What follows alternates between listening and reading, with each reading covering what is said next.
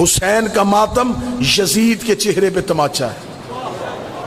کل حسین کے جلوس سڑکوں پہ پورے روب، پورے دبدبے، پورے شان و شوکت کے ساتھ جائیں گے۔ یہ اس بات کی دلیل ہے کہ جلوس جیتنے والے کا ہوتا ہے، ہارنے والے کا نہیں ہوتا۔ لہٰذا میرے اہل سنت بھائی جو مجلسوں میں ہیں، کل کا دن جلوسوں میں گزاریے گا۔ اگر آپ مہنگائی کے خلاف احتجاج میں شریک ہونا ضروری سمجھتے ہیں تو یہ قتل حسین کا احتجاج ہے۔ کوئی عام فرد قتل نہیں ہوا، تمہارے نبی کا بیٹا قتل ہوا۔ آج کی رات جاگ کے ایک بات ضرور سوچنا کہ یہ رات جاگنے والی رات کیوں ہے؟ اس رات حسین کی سکینہ بھی نہیں سوئی، اس رات حسین کا اصغر بھی نہیں سویا۔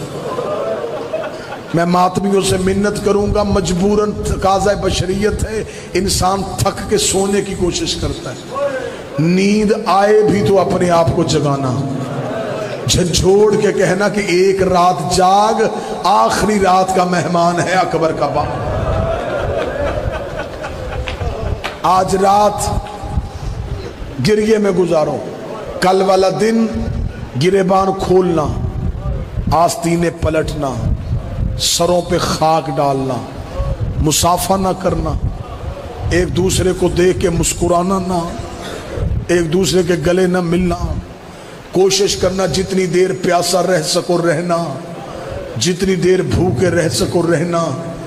کل کا تھوڑا سا دن ہے، گزار لے گا تو، شام کو جلوس واپس آ جائیں گے، تو گھر آئے گا، تیری ماں دروازے پہ بیٹھی ہوگی، تیری بہنیں تیرے انتظار میں ہوگی، تیری بیٹیاں تیرے زخم صاف کریں گی، تیرے لہو والے کپڑے دھل جائیں گے، تیری تھکاوٹ اتر جائے گی، تو پانی بھی پی لے گا، تو نرم بستر میں بھی سو لے گا۔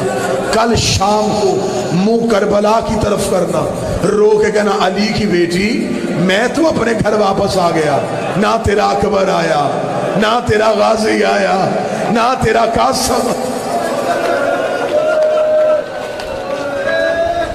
گریے سے رات گزارنا۔